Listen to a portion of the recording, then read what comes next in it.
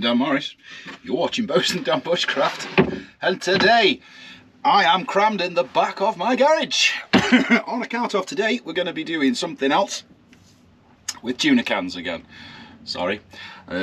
This isn't going to be a permanent, continuous running thing. It's just I had another idea. So, anyone who watched the tuna can video is based on the premise of if you have a spot, a location that you go to over and over and over, and you're building a thing there, these are cheap things that you can use for overnights and camps and cooking and stuff that you can leave there in a cache. Okay, the whole premise of this sort of little mini building series that I'm apparently doing at the moment is that you can have a little underground cache, so I don't know, a plastic storage box that you bury, that you can keep this stuff in, that's cheap. If it gets nicked, it doesn't really mean that much to you because it doesn't cost much, but you can leave them there to reuse over and over again. Obviously when you're finished, you bring them home and dispose of them correctly like a good human, not just dump them there and leave them there. So today, instead of doing the tuna can stove, I had an idea of a tuna can lamp, which is for all intents and purposes the same sort of thing as the stove, just with a different frame, different cradle. So let's get on with that. Now, firstly what you're going to need to do there is all your usual appendages, your tuna can, wax and things to make a wick out of, empty lemonade bottle. This is where it doesn't have to be lemonade, could be anything. A clear plastic bottle around the 2 litre size is what you want. We'll get to that in a minute, we don't really need that right now. Now, a nice plank of scrap wood that you don't want. This is an old shelf that came out of my gym shed. Doesn't need to be there anymore, so this is going to be the sacrifice of the day. Usual wax, drawing pins, screws in the back pocket. You're probably wondering, do you always carry screws in your pocket? Yeah, pretty much, to be honest with you. The washing machine usually rattles. Right then, let's get on with the build. Right. Get off. Take a saw. For anyone who's seen me in this garage before doing videos, I have been fettling, tidying and organising and added some LED lights up here so I can see what I'm actually doing. Which is nice. It's always nice to be able to see what you're doing. Now, your piece of wood, you need it to be wider than your tuna can. Why will become very, very apparent later on. If it isn't wider than your tuna can by a good 2 inches on either side, you're going to set fire to your thing.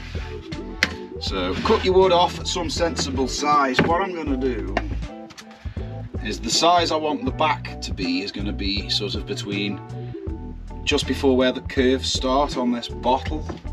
So a sort of there-ish is going to be more than enough.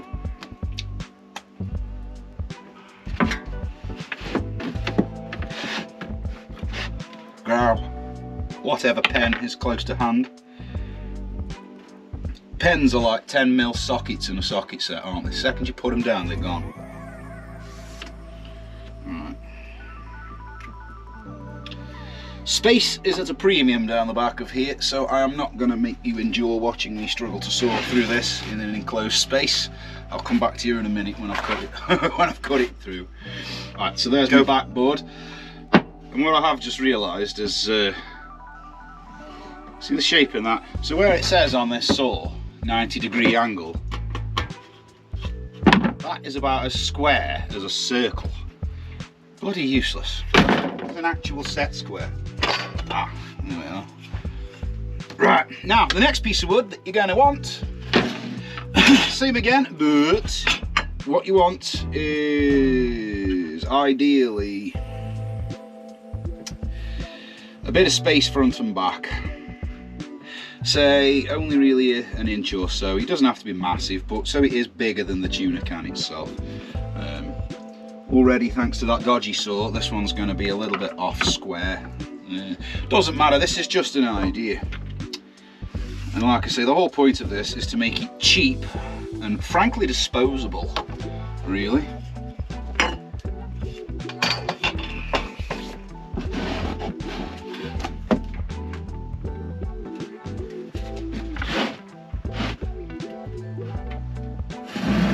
Right, done with the saw for the moment. Honestly, I promise, I'm nearly done with tuna can builds. Or am I? If I come up with another idea, well, no one's forcing you to watch it at gunpoint. Right then, now we need a drill and some drill bits, because as you should be doing pretty much always when you're going to screw some things together, pilot the hole first. Where are the steel drill bits? Right, this is just another bosun Dan having a rant. But how come the drill bits that they make for wood are rubbish compared to drill bits for steel? Like, if you're going to pilot a hole in wood, it really works so much better to use a steel drill bit as opposed to a wood one. I don't know why I saved the wood ones. I might as well chuck them in the bin.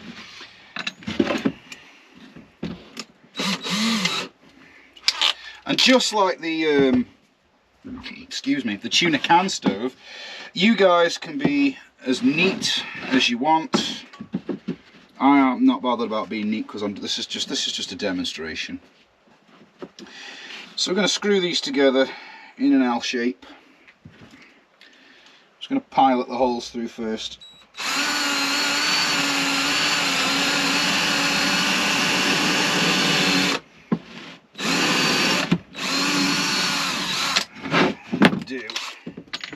Bang the first pocket screw in right now, and then it'll stay still for me, won't it?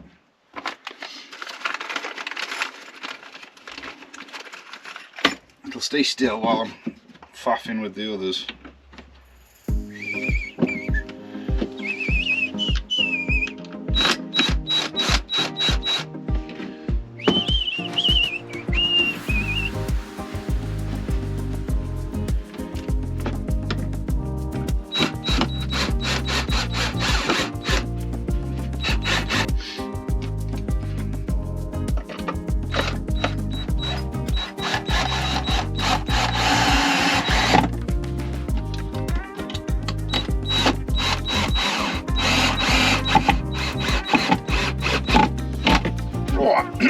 Now that should really be more than strong enough. It's not really got any weight on it. It's just a tuna can full of wax. Next part, this is where we're going to need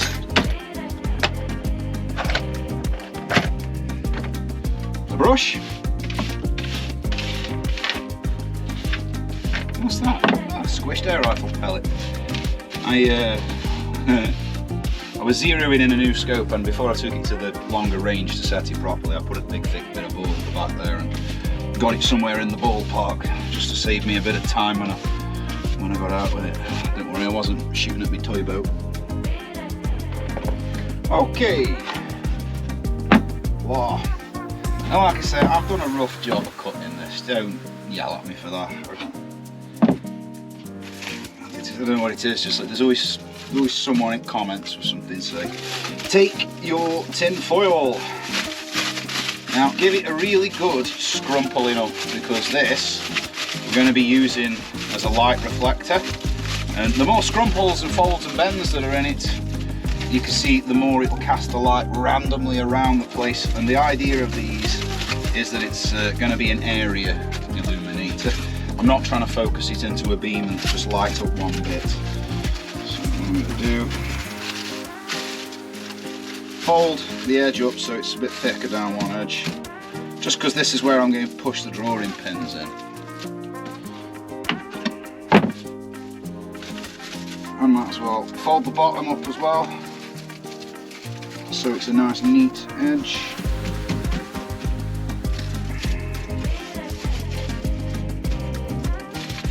Measure it so we know what we've got across the top.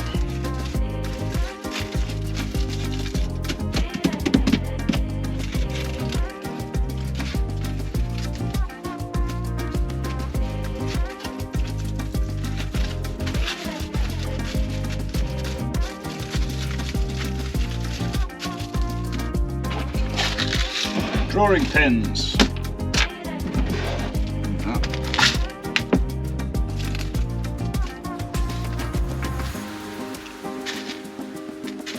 Find one with an actual pin on it. Just going to drawing pin that in place. Right, so there's the light reflector. I don't know if you can see it's reflecting.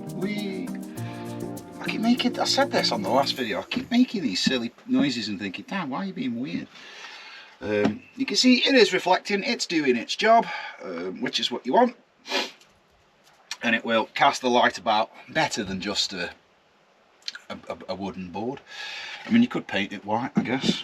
So now we better make something to hang it up with. 10mm drill bit.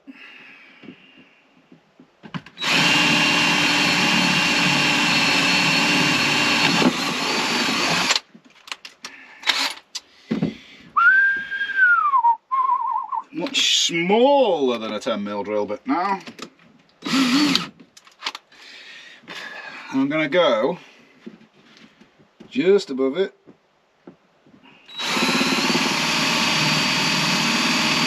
So then we've got the old, it's probably clearer from the back actually, just that, the old double-sized hole that they always make in things that you're hanging up. So you could just stick a nail through it really, but that's for if you wanted to be able to take it on, put it on and off, for if you're going to hide it in your cache. Now, next thing, don't really need the drill for this. What we want now, oh, my drill case has just given, oh no, it's just popped out. There we go. So, what we need now is the lemonade bottle. This is the part of the idea I haven't had a chance to test. It might not work.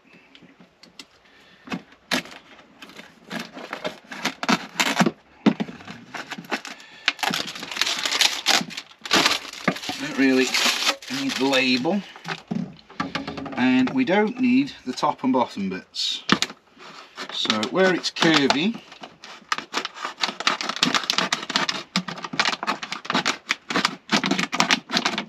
used outdoors, obviously at your camp spot, never indoors. I wouldn't advise this for an indoor thing at all, to be honest with you.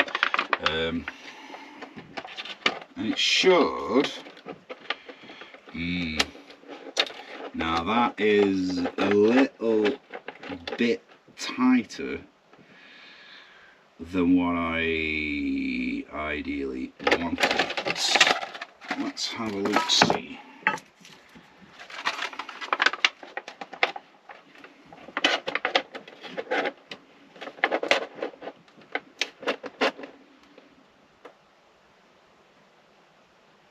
I think we can make that work. Right, okay, so when you're putting this thing on,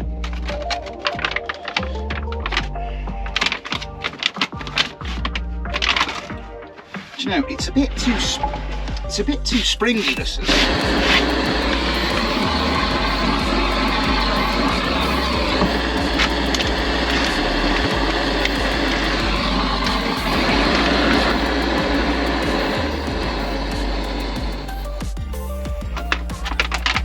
There we are, that's calmed it down a bit.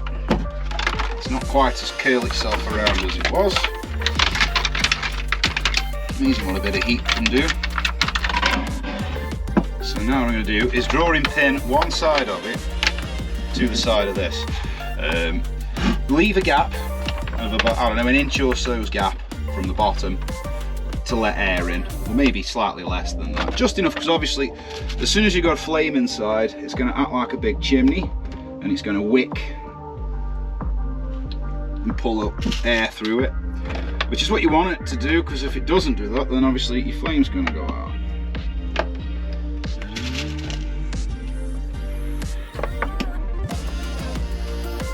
Please do remember that this is designed for outdoor use. I am not guaranteeing that it won't go wrong at some point and simply set itself on fire.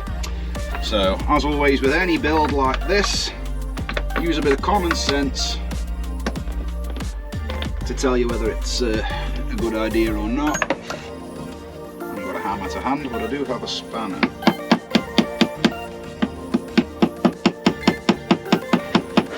That is kind of a windshield. So, what I want to do now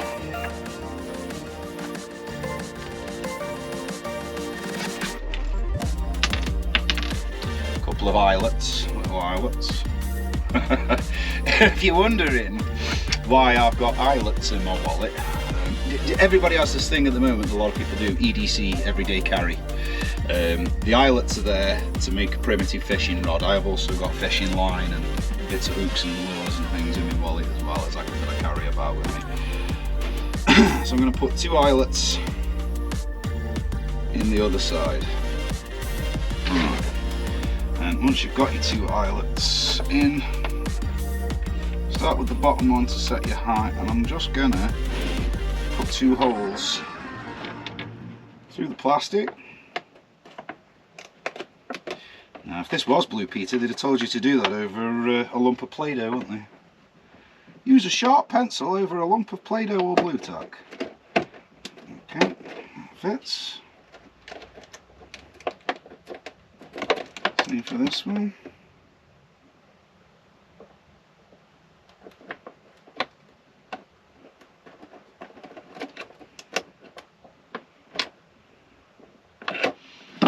The idea being that we've just made a door.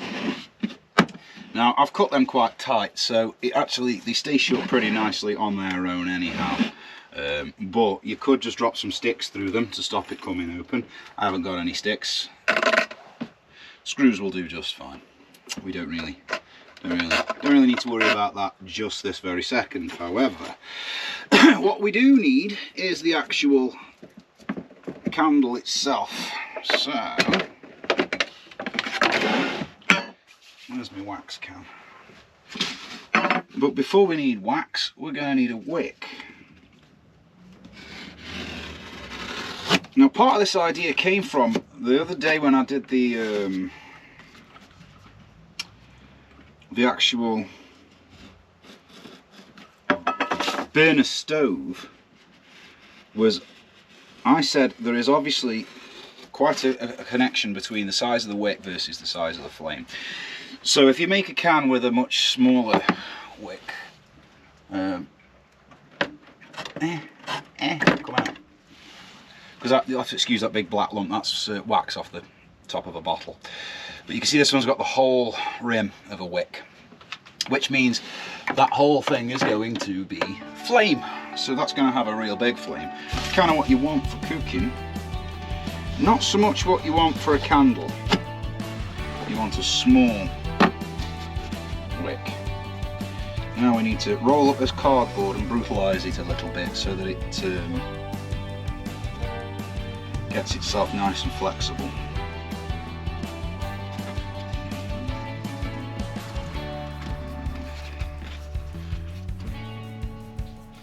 Lovely. Fact, what I could really do with is something perfect, pen. There we go. So if I wrap it around there, look what we end up with. A nice cylinder wick as opposed to that massive wick. I haven't tested this yet. I'm hoping that will give us a much smaller and much more contained flame. So what I'm going to do is I'm just going to tie it with some wire. I did have some garden wire. No idea where that's gone. I'll just use some of this speaker wire that's lying around.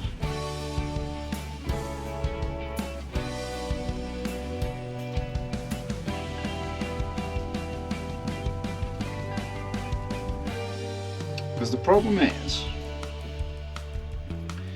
as much as when your wax sets, it'll hold it firm, these things get quite hot and you tend to find that all of your wax melts in the can, so it's not ideal. That'll do. It would have been better with garden wire, but there we go, a nice cylindrical wick. And we don't want it standing too proud of the tuna can because that just gives you enormous flames. One of the benefits of using cardboard is that as your wax goes down, your wick will melt up, burn off with it as well. So your wick should shrink to the size of the amount of wax that's in there, like a normal candle does. Now, that's the thing that obviously, if you was to use, say, proper lamp wick for paraffin lamps, it's not going to do that. That wick's just going to, as the wax burns down, that wick is just going to keep sucking up more and more and more, and you're just going to end up with a bigger and bigger flame. So I'm just going to brutalise some of these tea light candles.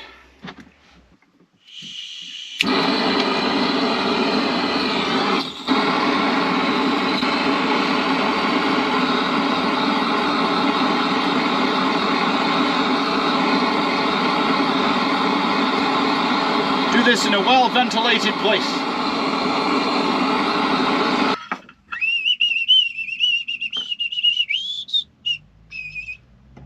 Still got some wax in there, yeah, a little bit.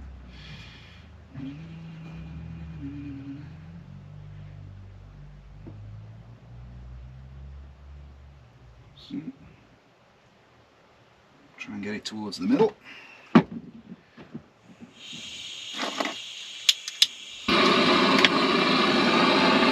Ah, you bugger.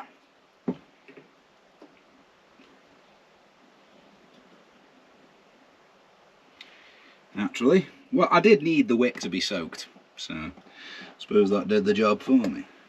Right. Well, before I can do anything else, really, I kind of want that to set, so I shall have to come back to you in a minute once that has cooled off and gone firm. So I didn't show this on camera, but make sure with your wicks that your wire that's holding your wick in a circle, that you slide it to the very bottom of the wick, because the flame can't pass that metal wire, so it'll only burn down to that and it'll stop there, and it'll stop there completely dead. It won't go any further. So make sure your wire is at the bottom of your wick. Now the wax is a lot more stable and calm than the paraffin. Really, I said a 2 litre bottle. Yeah, really, you're going to want a 5 litre. You want more space than what I've got between this plastic and that flame. Ideally, you'd want it standing proud of it. So 5 litre bottle. Get a bigger bottle so you've got more of a shield. But that is pretty much the idea I had in my head. I haven't actually built this before. This was just an idea I've got in my head. So let's see how good it is. Start switching lights off one by one. They're not even on. Followed by the GoPro lamp itself.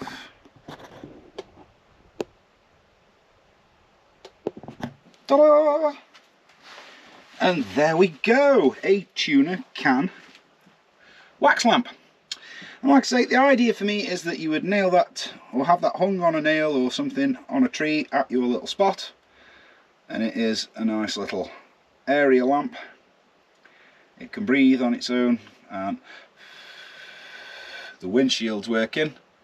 Don't know if you can actually see me. Yeah, just about. That's not bad actually, considering. But that is an area lamp. A couple of those around your camp would be good for seeing what you're doing. So let me take a step back and have a look, see what I can see. That's not bad. That's better than just a normal candle. Bit of a funny idea. Like I say, don't forget that you need to make sure that you've got a much wider piece of plastic, so 5 litre bottle or bigger, to give you that breathing space. Although that's not super hot. And bearing in mind this would be outside, you would be in the woods, so excuse me, it would stay cooler still. So I am going to let this burn for a little while and see how it behaves, because it's not too smoky at the moment, so I'm just going to let it burn for a while and see how it goes. But what it does do is show that by dramatically shrinking your wicks, you can really have more control over how much heat you get if you're using the tuna can idea for the stove idea that I did in the other video. It shows you that the smaller the wick, the smaller the flame. So if you wanted a simmering flame for a, I don't know, a stew or something like that, this with its small central wick would be ideal. Okay, so this has been burning away for about an hour and a half now. It's not presented any problems. You can see The windshield's working relatively effectively, even though I would still suggest, if you're making one, a larger than that bottle, larger than a 2 litre. You know, you can get bigger bottles and make a larger windshield just to give you more space. Like I say, fire risk. Some people might comment and say, "Ah, fire risk." You always get that. It's designed to be outside at your spot as a source of light, where, you know, if it did catch fire, you'd just throw it on the floor and throw dirt all over it and it'd go out. But still, a bigger windshield would be a better idea, just to give you that bit more flexibility and what have you. Possibly could have gone just a tickle bigger on the wick and got a bit more light out of the thing. It depends really what you want to do with it. You could change the design as much as you see fit if you decide to build one.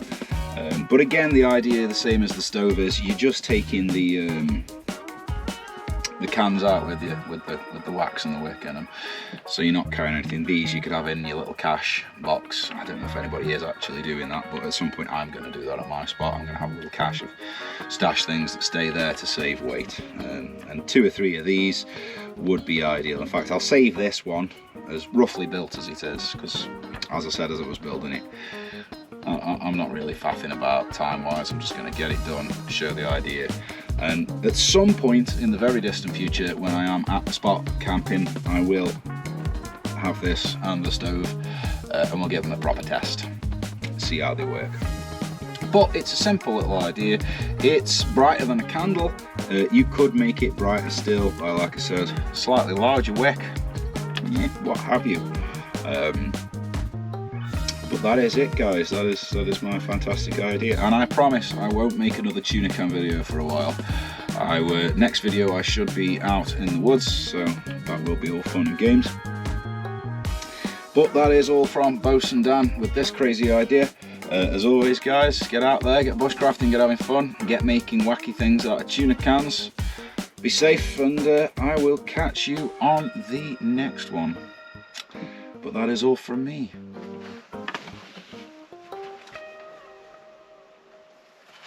I always wander off on the end of my videos. There's nothing down there and no way out.